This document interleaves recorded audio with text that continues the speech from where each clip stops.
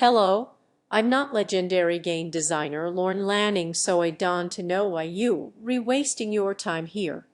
But hey, while I've got you, I recently passed 100,000 subscribers on YouTube.com, and after 3 months and one official complaint to YouTube management, my plaque finally arrived to confirm it.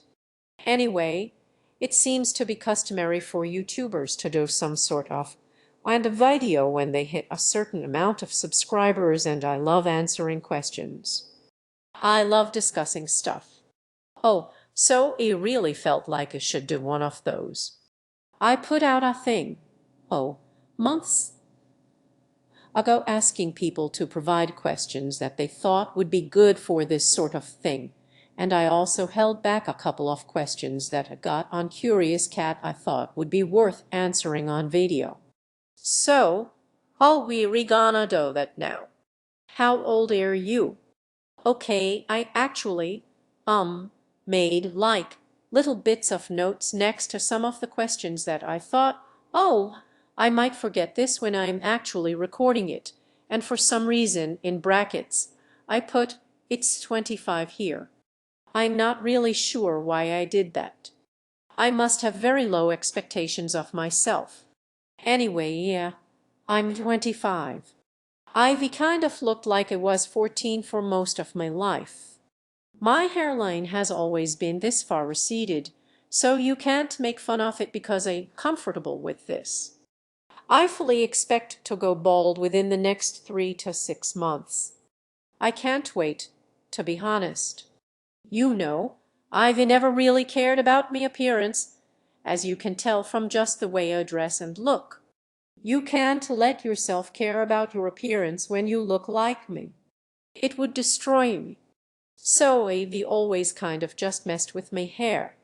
I've always kind of grown it out super long for no reason and then shaved it all off just to see what would happen. Usually, it's looked rubbish, but I've never really cared. One time, I dyed my hair, like really, really yellowy blonde for a video that I ended up deciding wasn't worth making, and the time for it has passed. It was a music video starring me as Yiannopoulos.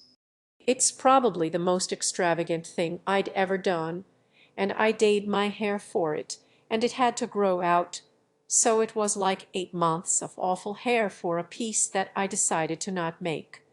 So if you were wondering why my hair was awful for a long stretch of last year and this year, that was why. I actually made it with two other friends. One of them was the musician who composed a bunch of it, and the other one sort of helped out on set when we were shooting it, and that guy also had a camcorder and was filming the whole process, including me dyeing me hair. So there's, like, a good and the solos I where we I other than on who over the words of the uh all of you those who show you oh all you are you aber why I will be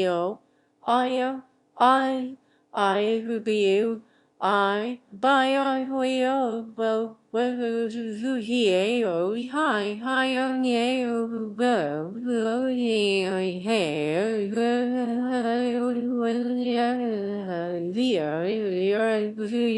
she hi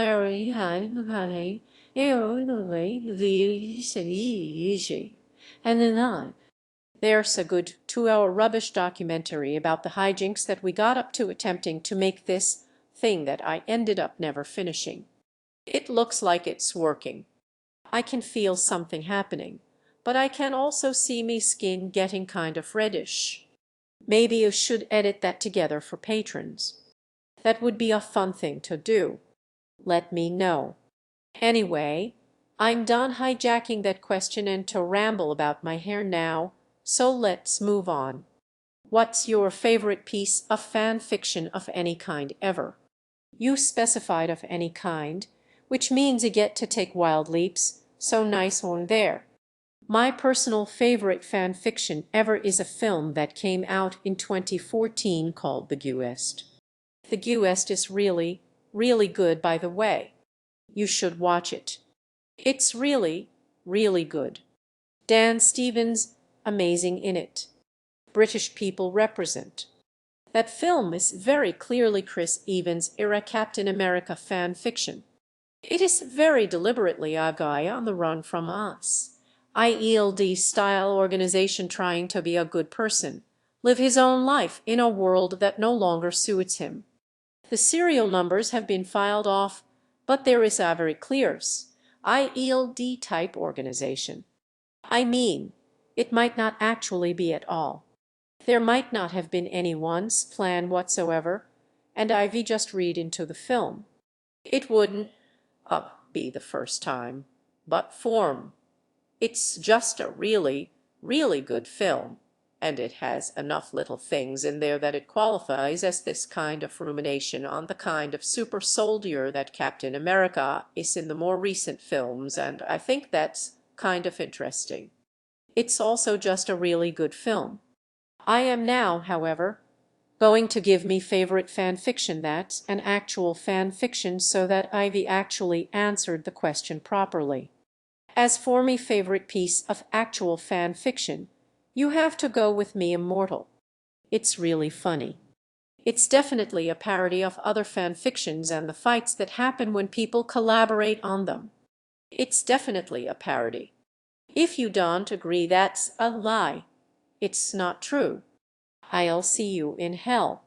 It sits good, and it's funny. This next one's a long one. Great.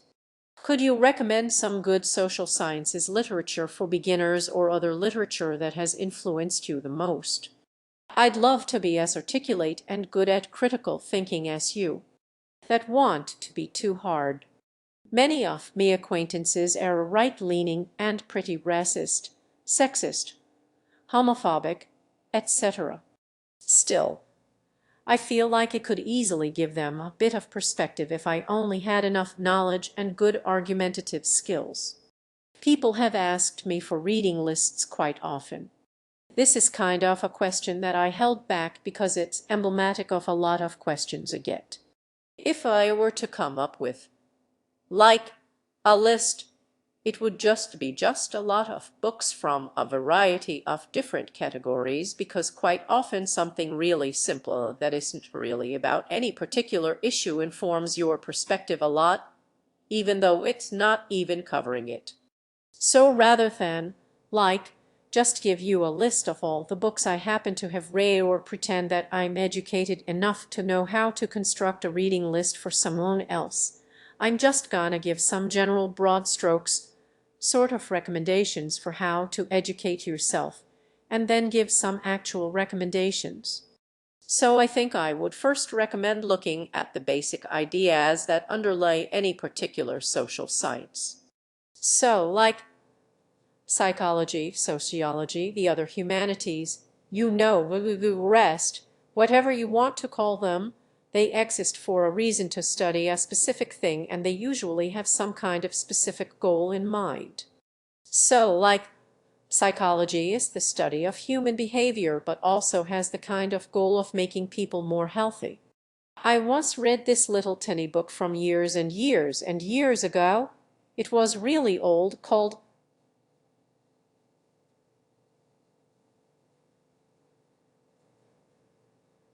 For Normal People, and to something the statement that said, what's the effect of analysis? The purpose of psychoanalysis is to make you ready for anything, something lyopathy,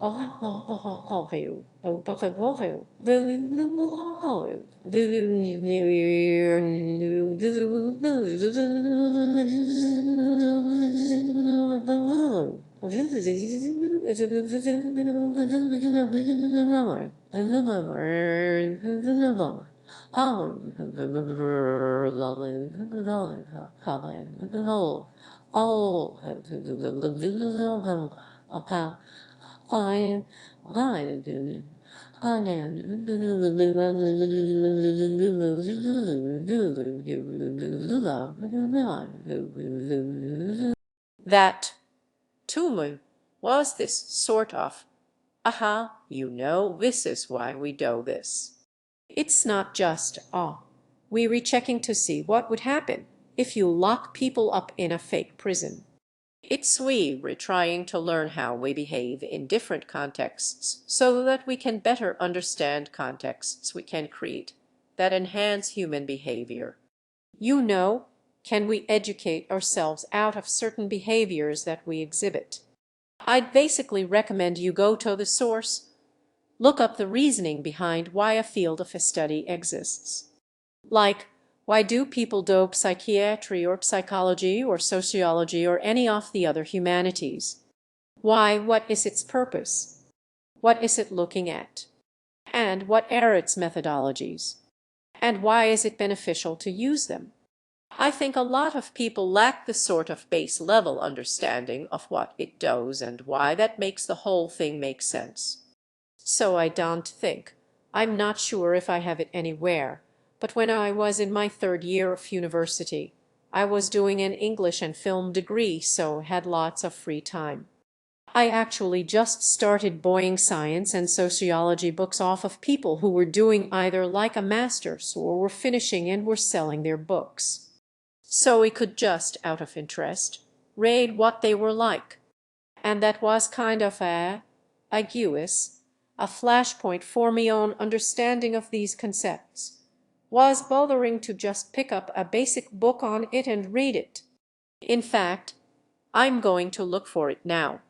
Carry my portable recorder with me.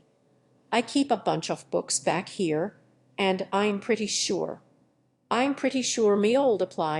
my old applied psychology book is here somewhere. I literally there was a girl who was just finishing a master's, and she was leaving, and she was selling all of the books that she bought because they were expensive. So people want to buy them used. So people to buy people want to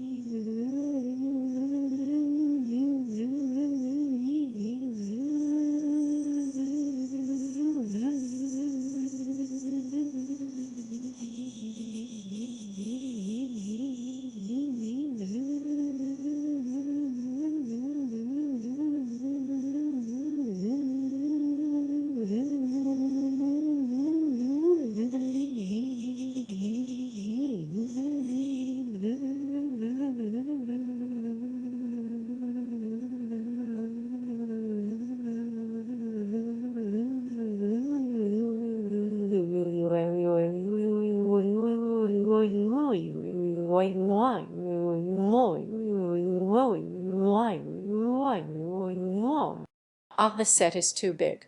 It's in the way of my library. So they just started selling all the books. And here we are. I found it. It's next to me call a full third edition book. Well, I don't know what edition is actually. And also me collected works of George Orwell. This is why I don't have much of a system for this library. Ah, so this was the book that I bought just for the fun of it. One of these. I have a couple others that I got off different people. And they read just books where they read basically just a primer on what the issue is. The most interesting part of the book for me, as someone who was as interested in the social sciences at the time, was the preface, the introduction, and the year. Like this was it. This was the eye-opening moment. 1.1 of the introduction, what is applied psychology. Like, it opens by explaining what it is and what it's for and why you would care. And that the most important part of these books, in me opinion, is explaining why it's valuable, why you would use it, and the purpose of approaching things from that perspective in the first place. Because that's the part that, in modern discourse, people ignore the most. They go immediately to the idea of this imagined intent that any psychologist or economist who disagrees with them, or any kind of feminist-leaning person in the humanities, clearly has this agenda, when the agenda, if anything, is spelled out already and you can read it. And they clearly ignored that to go, no, they want to collectivize everything or whatever it is that they say nowadays. This isn't the one book you have to read, but I would basically recommend picking up basic primers in any of these fields and just reading through them. This was a fantastic read. I basically just skipped through it the first time, and just whoever had bought this before me had done their own markings, so we just read those bits and checked it out. It's really informative. Really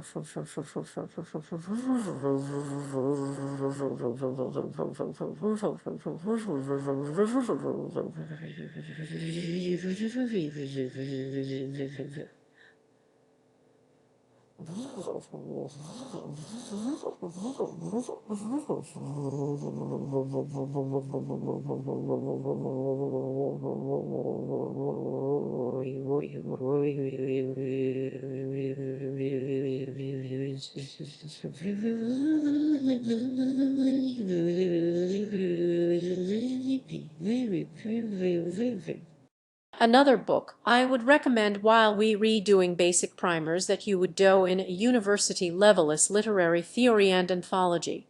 It's the first book I got when I was in university. And I'm just gonna go over to me little bookshelf that I actually just got in so I can have more stuff. So I have more stuff on this set. What are some good ones? I'm not a very good educator. I can't be like, oh, here's all the stuff that you need to read first before gender trouble makes sense. I don't know. I don't know what it is. I didn't understand it until I read it, and then I did. So if there's some magic other step that a smarter person would tell you to read first, I'm sorry, I don't know what it is. Conquest of Bread is good. It's good. I'm just gonna unequivocally recommend that you read it. It's good. Just have fun. Pedagogy of the Oppressed is really good as well. Simone de Beauvoir's The Second Sex is really good, and it's big, but it's worth reading. and it's lots of little chapters, and each of them has something interesting to say, and it's cool. My favorite book off the list of things I've got right now is Hannah Arendt's The Origins of Justice and Sadism, and it's really good because, well, not this good, actually. Do not buy this version. Half, like, this side of every page is grayer and harder to read. Don't to buy this version, but I had another version. And again, like, I just lost a bunch of me old books, but this is really, really good, and I think it's that and perhaps some like Zizek Bookser. I would actually recommend any of his books, though, are the most informative to me perspective on how we approach a lot of issues, how I think about them, and they really good at getting you to question how you approach an issue in the first place, which is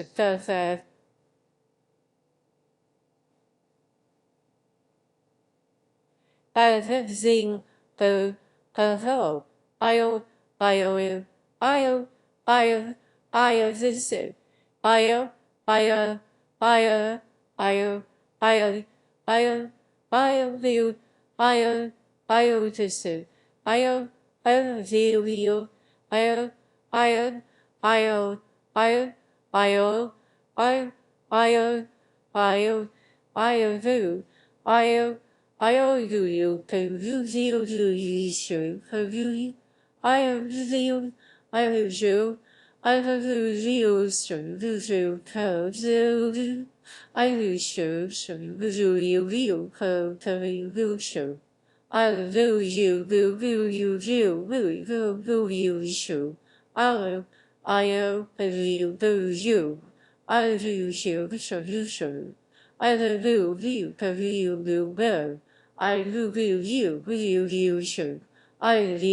you, I love you, I love you, I show, I love you, I love you, will,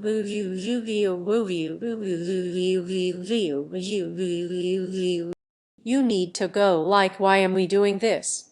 So, like, if you want to talk about these issues to someone who doesn't understand them, the thing that they are probably missing, first and foremost, is an understanding of why a lot of people, the way they are currently thinking naturally occurs to them, and they wouldn't even think to use another approach. So I think the purpose of a lot of this work is to sort of plunge you into another perspective and make you think from it. A lot of writing on politics is written to be seamless, to be like, oh, this goes down easy, and this all makes sense, and it complements the way I already looked at the world. Like all of, I was about to say all of Michael Moore's books, but I only ever read one of them, Stupid White Men. I think it's called, is rubbish because it's so convenient. Like it goes down so easy that you don't actually learn anything from it. You just go, ah, yes, these people are bad, whereas I think a lot of the books that V just recommended were like, oh, this is a way of looking at things that I didn't have before, and that, like, more valuable almost. In a way, I have a better understanding of and appreciation for left-leaning ideas because I read so much right-wing bullshit in my life. Every major villain in human history has written a manifesto about why they're redoing it. Read that. I wish I had a copy of Mein Kampf to hold up and go. Also read this because it's informative and I think it's important to get the most accurate understanding of the perspective that informs it. But I don't actually have a physical copy with me right now because the one that I recently bought had to be returned because the text went all the way into the spine. It was incredibly poorly published. Mein Kampf became public domain last year and now exists in hundreds, if not thousands, of versions and printings that are rubbish. Also, by the way, if you in high school, do not ask your high school library to get you a copy of Mein Kampf. You will go on a list. I don't know what's scarier in Mein Kampf, The fact that you can feel yourself being propagandized, you can feel yourself being almost convinced of the thing that he's saying, or the part where, you know, it's just outright racist ideology. Well, the why or the wow. Like, that's scary in its own way. Like, I'd recommend reading it if you can stomach that sort of thing. That was kind of a bit rambly, and there was a lot of books in there, and they might not even be the best books to start with, but I hope that helps.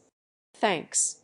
I noticed that you rarely discuss gender, sexuality, diversity, or other issues in your non-measured responsive videos, e.g. Fallout, Soulsborne, Braid.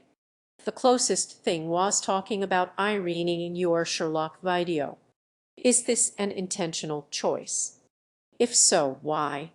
If not, do you think there's a reason why you keep that shit packed up? Or is this all in the imagination? I don't keep them divided on purpose. I do think that I try and make everything with the same kind of perspective in mind. I don't like the idea of there being a break in the kinds of content I make. At the same time, I do think I talk quite a lot about the ideas and what they might mean for us as players in games quite often. Like Dark Souls 2, I think, has something really interesting to say about its world, but more importantly, about our world and how to live in it. How do you live in a world where you might not actually, basically, have ever existed because you old and be so completely forgotten that it doesn't even matter? Like, how do you act in a world where that can happen? I think it asks really interesting questions. I don't like turning that kind of work into a manifesto where I go, oh, no, this is what this means and this is how we have to live our lives based on Dark Souls to telling us, you know, I could do that, but I have this. I give the termis. I do as I want to avoid being preachy. And I think people are very quick to dismiss people as preachy if they just do. Some of the stuff that I'm working on right now, especially the Deus Ex Human Revolution video, which is the current long project I'm working on. I always have a long project. Does deal quite a lot with social topics and the points. And a issue. In fact, they pride themselves on not having as much. Are you single? No, sorry. Do you think that it's possible to be friends with people who exhibit alt-right traits? Is it possible to overlook such negative qualities? That is a cracking question. It's possible. I know people who are like, oh, I don't believe any of this, but I can be friends with them. That's fine. But they are usually people who don't have anything to lose from the views of those people. You know, if you want to. Let's take the most shitty definition of alt-right. You know, like they want to build a white ethno-state. Usually it's easy to be friends with those people if you re-white. For me personally, it's not possible to be friends with people who exhibit really far-right beliefs.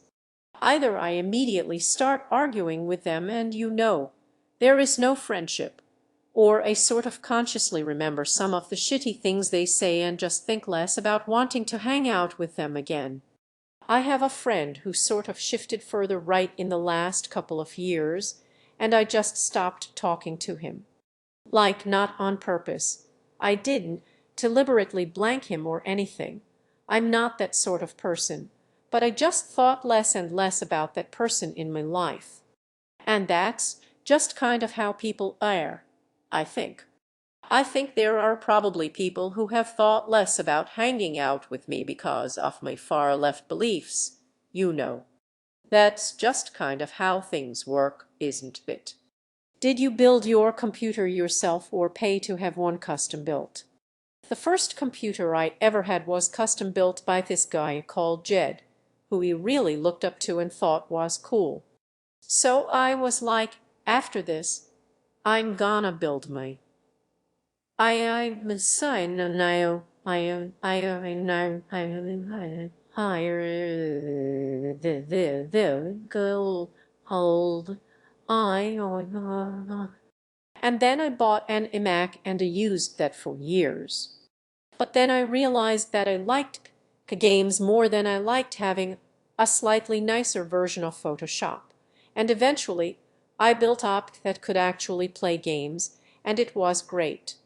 And Ivy built me own piece ever since.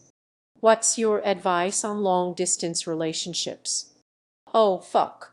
You know, like in a lot of relationships where you see the person every day, you can get into this routine where it just becomes normal to hang around with that person, and that's nice. But I think if you're in a relationship where you don't see each other as much, it's important to make the times you are together really special and feel really important. You basically have to have a better relationship in a shorter amount of time. So make sure that you do that in whatever way you see fit, because I don't know what that way is. What color is your toothbrush?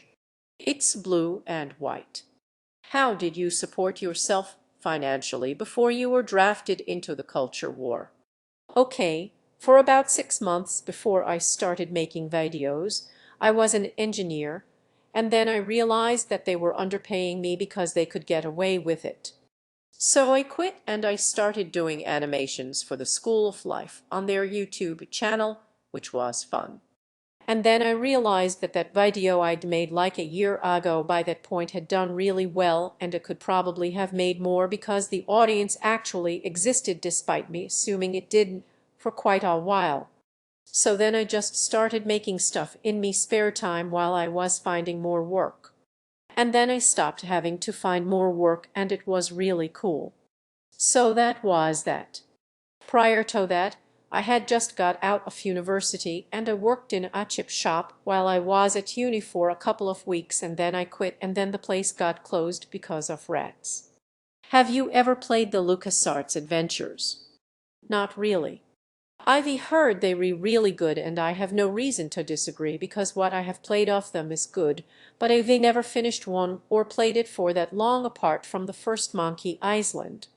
I am really more into the kind of weird adventure games where you can die easily, and they were made with a very precise sense of humor, or they were just like shoddily put together. Like there's something fun about playing bad point and click adventure games. So those are the ones that Avi sought after as a child. I was absolutely in love with Shadow of the Comet and Prisoner of Ice growing up. They read just fantastically, just like not that great games, but they read just fun enough that you do wanna keep playing, and you wanna know how the story ends, and you also want to experience the horror of the game breaking or not working properly or something that you never thought you had to do hours before killing you. Like they read that kind of school of game. There's a fantastic part, and I think it's Prisoner of Ice, where you re supposed to be looking around for an exit and you re just off the screen, and there's nothing on the screen that you can find to be going where we re supposed to be going. There's nothing there. You walk the character off screen and the character comes back and says, "There's more stuff here." The camera turns and there's more stuff. Like the game hits a point where it's just fucking with you, just like to see how much it can make you play. And by the end, you get a choice of two endings in Prisoner of Ice, and they read both basically the same, and they both end with the same cutscene after this little bit in the middle. And it's like they were just testing to see if I would bother getting to the end, and I lost by doing it. Like I failed the test. So those are the kind of games I got really into instead of the LucasArts owns, which always seemed kind of well made and polished, and that just wasn't my style. I actually think I own one of the few physical copies of Limbo of the Lost, which is a point-and-click adventure game I'm gonna do a video about at some point. I wanna do a video series about obscure games not many people know about. Limbo of the Lost is one of them. It's a point-and-click adventure game with assets just stolen from Oblivion and Morrowind and Enclave and a bunch of other games. And they just sold it. Like people paid money to buy this game, and it's like basically theft. I'd love to do a thing just looking at it, because it's also, alongside that, before I found out all of that and also then checked and found more myself, that it's just such a bad game in so many ways that it might be a game I played the most in my life just to inspect it. Sometimes you play games to sort of understand why they were made, and a lot of bad point-and-click adventure games do that better than any other game genre. So it also means I missed out on a lot of the good ones. So at some point I want to go back and play more of those, but instead I'm more of the like kind of weird French ones, the illegal ones, and also really like some of the King's Quests are really good. Police Quest, Space Quest. God, there's a lot of quests I just realized now finally after all these years. Gabriel as well. All through the Gabriel Knight games I like these obscene. All through the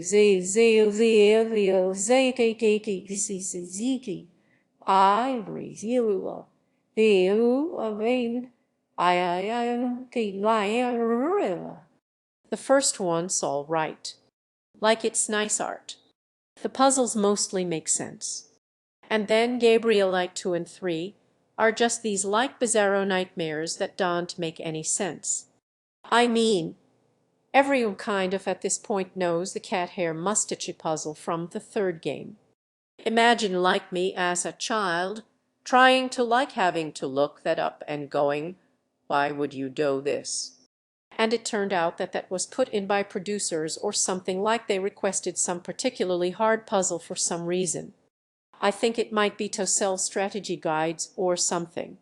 Hey, I recently rewatched your Undertale vid. Any chance we could see a video about your disagreements with the ideological implications of the game theorists, even if it's just a short Patreon-only vid, for instance? This question was asked in June before the Lissa video came out, where I kind of do cover some of this, but no. I also kind of liked leaving it and that kind of vague comment and then moving on. There's something funny about not fully explaining it. But basically, I think they reflect a perspective that is sort of unhealthy to have about games, where you kind of inspect them for canon. I think it's almost a crime to think wrong about games. So game theorists are bad. You know, Form, the fun of Sans was that he's this kind of silly weirdo who's clearly hiding something. And finding out what that is and getting this explanation during a fight if you choose to play the game a certain way is really fun.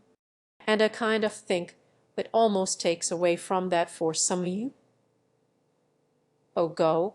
Ah, yes. But I've gone over with a fine-tooth comb and trying to piece together the comprehensive story. Like, whatever story you turn up isn't as interesting as the story you experience just playing it normally. That's E. What's your guide to consuming inhuman quantities of media? You seem to have seen/read like fucking everything, while I take weeks to watch like a single fucking season of a series. Oh, I also do that. I'm still partway through Recreators, which is an anime I really like, and I just stopped and haven't seen it again for a while. And I don't know why I do that. I do that with tons of shows that I really like. I love Kino's Journey, and I still haven't seen, I think, either of the Kino's Journey movies that exist. And like, why have I not done that? That's stupid. I have the same problem. But the trick is to, watch things and remember the contents of them as much as possible so that you then can just call them back anytime. Like, I'm 25. I've had 25 years of consuming media.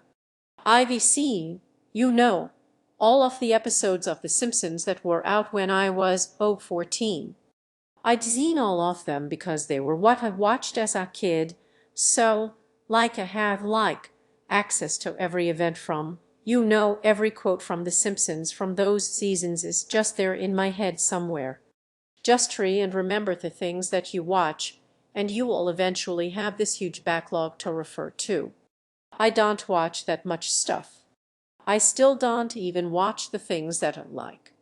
I make videos about games quite a lot now for a living, basically. I don't actually play that many games anymore because making videos is so time consuming. Have you thought of doing a general election video? It would be cool to see your political positions. However, I can see how this might be divisive. This question was made on the 1st of June, and my answer to that question was, "Oh, that's a good idea." And then I made a video about it. So thank you whoever asked that question for giving me the idea to make a video that ended up doing quite well. So I also wanted to do more political type stuff in the future along those lines.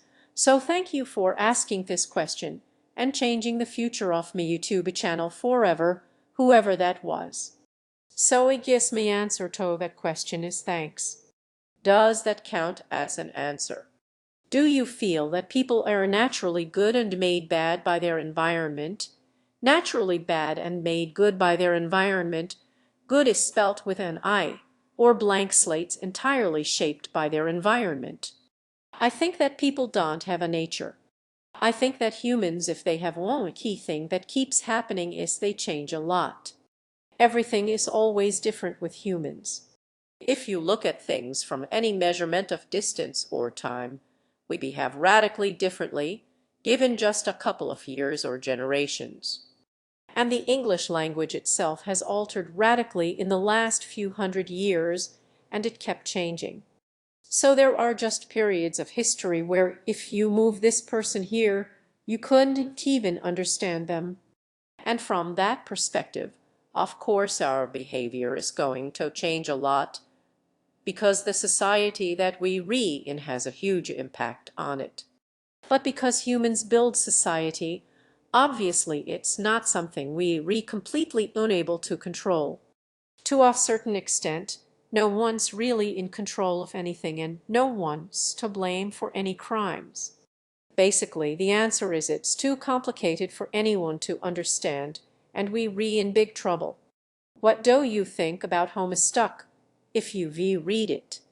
I've never read Homestuck, and I might never get around to it, but I probably should at some point.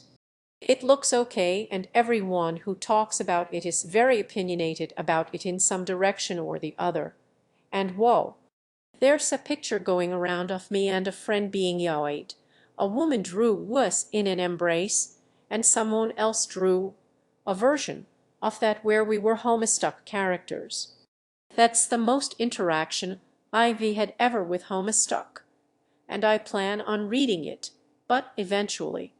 I have no solid plans. I might eventually read it, and I'm sure I'll love it. That was a joke. Any thoughts on the Dishonored series? Dishonored series is really good. It's really good. It's really well made. It's a really good immersive sim. I was absolutely amazed by the level of just control that you have over outcomes of encounters. Like, I was kind of starved for games where you can just go, "Oh, this person lives from this encounter," and they come back, and it actually impacts the story, even if it's just a little tiny way, it's good. I really like the Dishonored series. I haven't played the newest thing, Death of the Outsider. I hope it's good. I might actually do a thing on the Dishonored series now I think about it. Like, there's a lot to say, actually, about the complexity of its design. I probably should have thought to do that earlier. Thanks, question asker, for reminding me of a video I should make. This question comes from Justin Partridge on Patreon. Are you reading any new comics regularly? Like, do you have a pull box somewhere? I don't read that many new comics. I tend to wait until the comic is done, and then I can just read the whole thing through. So I am really looking forward to Black Panther, Black Bolt. Those both sound really, really cool, and I like the bits of them that I've seen. I'd like to read them in full, but I don't tend to read that many new comics. And I also stopped reading webcomics, like, regularly. I started just going, oh, wait 6 months or 2 years. I mean a huge burst. I did that with Gunacrig Court. I read all of it, like, immediately when I first heard about it, and then I waited, like, 4 years and then read all of it again. It was great, and now we're waiting again. Maxis on Patreon asks, Doe's asking if you were going to do a Vampire the Masquerade Bloodlines video Countess and ask. Because I know you said you were going to do a new Vegas one, and those are both in your Fallout 3 list. Yes, I am eventually going to do it. I actually have a specific idea for this in mind. The best video essayist on YouTube, bar none, No Caldwell Gervais, did a video covering 2 of the games that Troika made, and he says that Vampire the Masquerade Bloodlines doesn't hold up like he remembered it, and it's actually quite bad in a lot of ways, and that sounded like blasphemy, but now I'm worried that he's right because he's right about a lot of things, so I'm probably going to do a video to this is as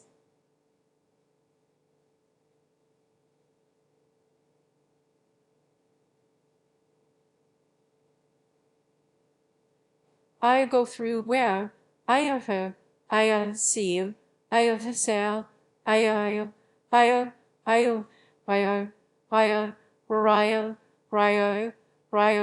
I said I specifically go I owe you I I I I I I you I you I owe you I will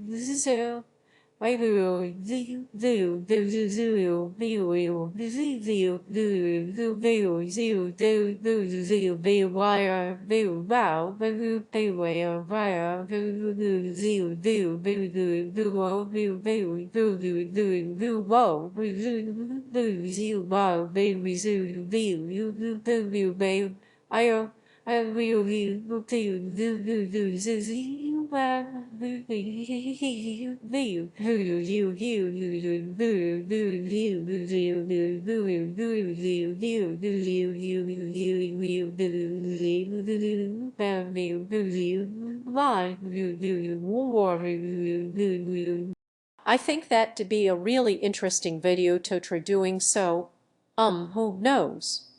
Like, I haven't played it in quite a while, and I remember really liking it and thinking it was really good. Am I going to have to, like, retroactively apologize for that list and go, like, no one of these was bad? Like, that's a really cool video to make, actually. I should make that sooner than I expected to. This one comes from Alex Scranton on Patreon. Who or what inspired you to toss your hat into the fuckery of the YouTube gaming ring? Were you always just interested in the criticism side, or did you start by watching Oops or something else?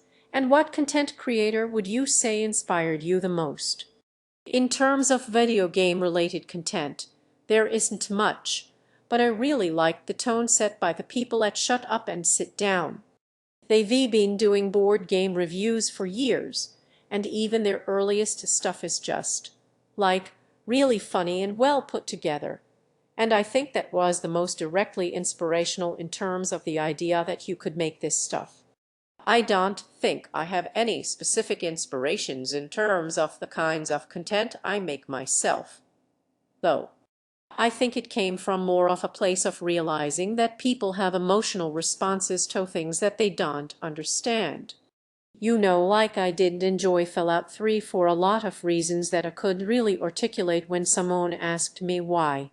I think a lot of me videos are basically me trying to kind of, like, explain why I felt the way that I did in the first place.